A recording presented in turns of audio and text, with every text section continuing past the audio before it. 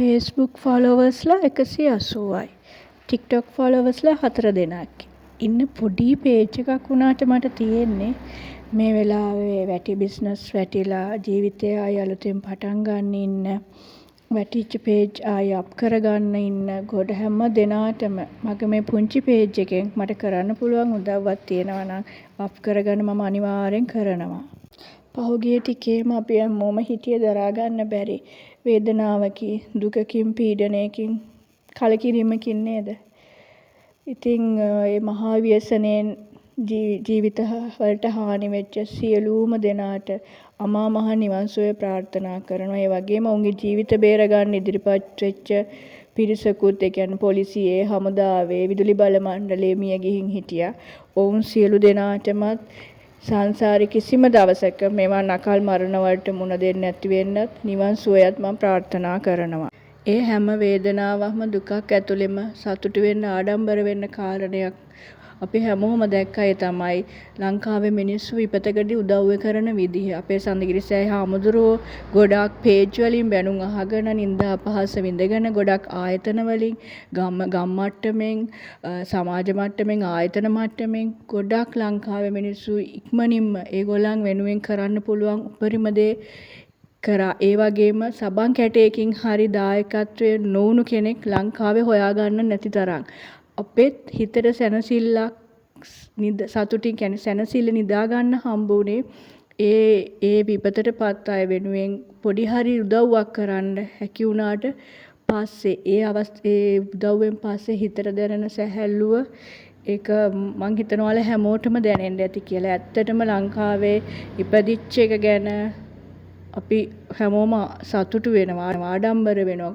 ලෝකෙ කොහේ හිටියත් ලංකාවට ඇවිල්ලා මැරෙන්න හිතන මිනිස්සු ඉන්නෙම මේ හින්දා වෙන්නේ නැති කියලා මං හිතනවා. ලංකාවට එදා ඉඳලම ලොකු ආක්‍රමණ ආවා. සොලින්ගේ කාලේ ඉඳලානේ සොලින් ආක්‍රමණ ආවා, සුනාමි ආවා, ඉංග්‍රීසි ලන්දේසි පෘතුගීසි ආවා, ඊට පස්සේ පාස්කු ප්‍රහාරය ආවා, කොරෝනා ආවා, යුද්ධ තිබ්බා. ඒ වගේම මේ වගේ ස්වභාවික විපත් ව්‍යසන ආවා. ඉතින් මේ හැම දෙයකින්ම කවදාවත් ලංකාවේ මිනිස්සු වැටුන්නේ අර ෆීනික්ස් කුරුල්ලා කියන්නේ ගින්දර අලු මතින් නැගිටින ෆීනික්ස් කුරුල්ලා වගේ ලංකාවේ හැමෝම කොහොම හරි නැගිට්ටා. ඒකට ලංකාවේ අපි එකිනෙකාට උදව් කරගෙන සහයෝගය දීගෙන අත දීගෙන කොහොම හරි ලංකාව නැගිට්ටා. ඉතින් ඒ හින්දා මේ විවසනයත් එක්ක අපේ ජීවිත අපි කඩාවට්ට ගන්න හැමදේම නැති වෙන්න පුළුවන්. ඒ වුණාට අපිට ආයෙ නැගිටින්න පුළුවන්. ඉතින් මම විශ්වාස කරනවා මගේ රටේ මිනිසුන්ගේ ජානවල තියෙන ශක්තිය. ඒවා රාවණගේ කාලේ ඉඳලා එන ජාන. ඉතින් මේ මිනිස්සු කිසිම දෙයකින් වටන්න බෑ. ඒ හින්දා අනිවාර්යයෙන්ම අපි හැමෝම සහයෝගයෙන් නැගිටින්න ඕනේ. ෆීනික්ස් කුරුල්ලා වගේ. ඉතින් මට තියෙන මම මුලින්ම කිව්වා වගේ මට තියෙන ලොකු පේජ් එකක් නෙමේ. ෆොලෝවර්ස්ලා 180ක් වගේ ඉන්න පොඩි පේජ් එකක්. ඒ වුණාට මට කරන්න පුළුවන් දේ අනිත් කෙනා වෙනුවෙන් මම ඕනම වෙලාවක ඕනම උපරිමයෙන් කරනවා. ගොඩක් අයට ඕනේ පේජ් අප් කරගන්න රීච් වලට ලයික් කමෙන්ට්ස් වෙන්න ලයික් කමෙන්ට්ස් දාන්නේ ලොකු මුදලක් වැය වෙන්නේ නැහැ.